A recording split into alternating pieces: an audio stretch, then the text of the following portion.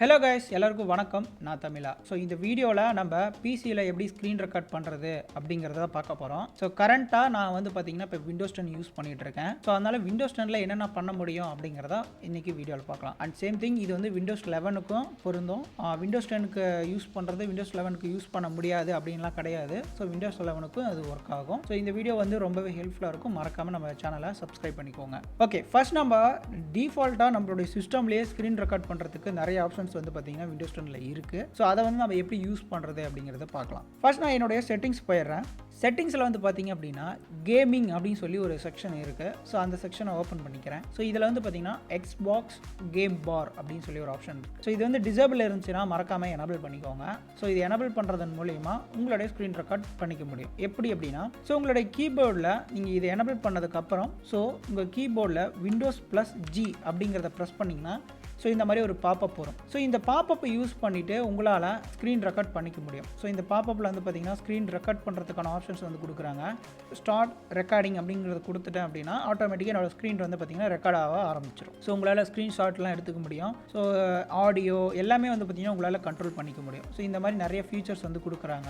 So இது வந்து டிஃபால்ட்டாகவே உங்கள் விண்டோஸ் 10ல் இருக்கும். நெக்ஸ்ட் வந்து பார்த்தீங்கன்னா உங்கள் கிராஃபிக்ஸ் கார்டு ரெக்கார்டர், அதாவது உங்கள் கிராஃபிக்ஸ் கார்ட்லேயும் ஒரு ஸ்க்ரீன் ரெக்கார்டர் வந்து கொடுக்குறாங்க. ஸோ அதில் வந்து எக்ஸ்ட்ரா இன்னொரு ஃபீச்சர் இருக்கும். என்ன அப்படின்னா லைவ் பண்ணிக்க முடியும். ஸோ இப்போ கேம், அதாவது உங்கள் செட்டிங்ஸில் இருக்கிற இந்த ஸ்க்ரீன் ரெக்கார்டை வச்சு லைவ் பண்ண முடியுமான்னு கேட்டிங்கன்னா கண்டிப்பாக முடியும். ஸோ அதுக்கு வந்து நீங்கள் எக்ஸ்பாக்ஸ் வந்து இன்ஸ்டால் பண்ணியிருக்கணும். ஸோ அதெல்லாம் இங்கே வந்து பார்த்தீங்கன்னா நிறையா கான்ஃபிகரேஷன் நீங்கள் பண்ணியிருக்கணும். ஸோ அதெல்லாம் பண்ணிங்கன்னா நீங்கள் டேரெக்டாகவே லைவ் பண்ணிக்க முடியும். ஸோ நெக்ஸ்ட் வந்து நம்ம கிராஃபிக்ஸ் கார்டில் இருக்கக்கூடிய ஸ்க்ரீன் ரெக்கார்டரை பற்றி பார்க்கலாம். இங்கே கிராஃபிக்ஸ் கார்டுக்கு நீங்கள் செப்பரேட்டாக ஒரு டிரைவர் வந்து இன்ஸ்டால் பண்ணியிருப்பீங்க. ஸோ அது வந்து பார்த்தீங்கன்னா இந்த மாதிரி சைடு மெனுவில் காமிக்கும். ஸோ ஜஸ்ட் நீங்கள் ரைட் கிளிக் பண்ணிங்கன்னா இந்த மாதிரி ஆப்ஷன்ஸ் வந்து கிடைக்கும். ஸோ இப்போ நான் என்னுடைய சிஸ்டமில் நவிடியா யூஸ் பண்ணுறதுனால இந்த கிராஃபிக்ஸ் கார்டு இருக்குது. ஸோ நீங்கள் என்ன கிராஃபிக்ஸ் கார்டு போட்டிருக்கீங்களோ அந்த கிராஃபிக்ஸ் கார்டோடைய ரெஸ்பெக்டட் டிரைவரை வந்து நீங்கள் ஓப்பன் பண்ணிக்கோங்க. இப்போ நவிடியா கண்ட்ரோல் பேனல் மட்டும்தான் உங்களுக்கு காமிக்குது, எனக்கு நவிடியா ஜிஃபோர்ஸ் எக்ஸ்பீரியன்ஸ் வந்து காமிக்கல அப்படின்னா ஜஸ்ட் உங்கள் கிராஃபிக்ஸ் கார்டு வந்து என்ன மாடலோ அந்த மாடலை கூகுளில் போயிட்டு என்டர் பண்ணிவிட்டு ஸோ நவிடியா ஜிஃபோர்ஸ் எக்ஸ்பீரியன்ஸ் அப்படின்னு சொல்லி எக்ஸ்ட்ரா நீங்கள் டைப் பண்ணி சர்ச் பண்ணிங்கன்னா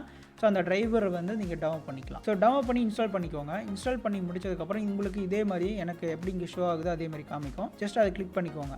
ஸோ கிளிக் பண்ணிங்க அப்படின்னா இந்த மாதிரி உங்களுக்கு பாப்பப் வரும். ஸோ பாப்பப் இல்லை, இந்த மாதிரி விண்டோ வரும். ஸோ இந்த விண்டோவில் உங்களுக்கு அக்கௌண்ட் லாகின் பண்ண சொல்லும். ஸோ அக்கௌண்ட் லாகின் பண்ணிக்கோங்க. எதுக்கு அப்படின்னா ஒரு செக்யூரிட்டி பர்பஸ்க்காக மட்டும்தான். ஸோ நெக்ஸ்ட் டைம் வந்து பார்த்தீங்கன்னா இங்கே டிரைவர் அப்படிங்கிற இந்த ஆப்ஷனில் ஸோ நீங்கள் வந்து உங்கள் கிராஃபிக்ஸ் கார்டு டிரைவரை அப்டேட் பண்ணிக்க முடியும். இந்த சாஃப்ட்வேர் மூலியமாக உங்கள் கிராஃபிக்ஸ் நீங்கள் வந்து ஒவ்வொரு டைமும் நீங்கள் போய் செக் பண்ணி அப்டேட் பண்ண தேவையில்லை.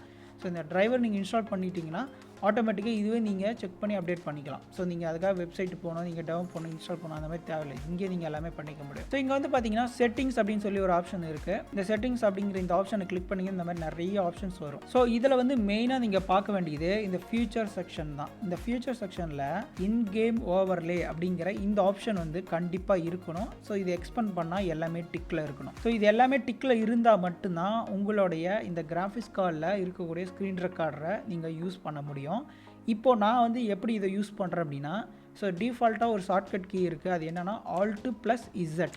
ஸோ Alt+Z ப்ரெஸ் பண்ணிங்கன்னா இந்த மாதிரி உங்களுக்கு ஒரு பாப்பப் வரும்.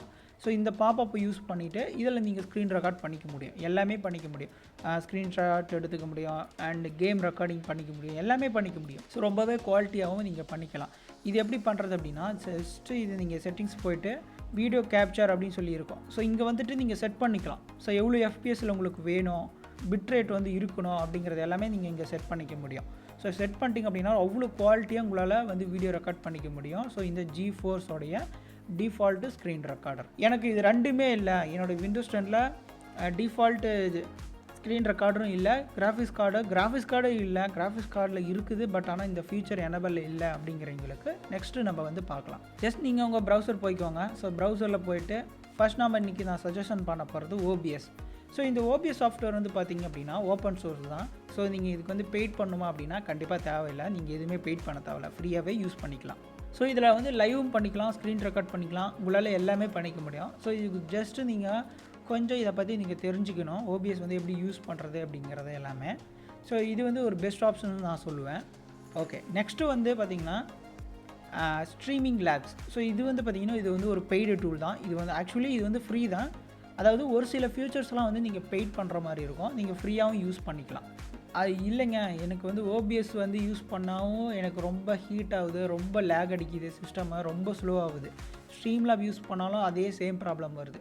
எனக்கு ரொம்ப லைட் வெயிட்டான ஸ்க்ரீன் ரெக்கார்டர் வேணும் அப்படின்னு நீங்கள் கேட்டிங்கன்னா, அதுக்கும் ஒரு ஸ்க்ரீன் ரெக்கார்டர் இருக்குது. நான் அதை வந்து காமிக்கிறேன். ஸோ கூகுள் வந்துட்டு ஃப்ரீ கேம் ஸ்க்ரீன் ரெக்கார்டர் அப்படின்னு சர்ச் பண்ணிங்கன்னா இந்த வெப்சைட் கிடைக்கும். ஸோ வெப்சைட்டோட லிங்க் வந்து டிஸ்கிரிப்ஷனில் கூட போடுறேன். நீங்கள் மறக்காமல் செக் பண்ணி பாருங்கள். இந்த சாஃப்ட்வேரால் ஒரு மேக்ஸிமம் மீடியமான ஒரு குவாலிட்டி ரெக்கார்ட் பண்ண முடியும். ஸோ இது ரொம்பவே லைட் வெயிட்டான ஒரு ஸ்க்ரீன் ரெக்கார்டர்.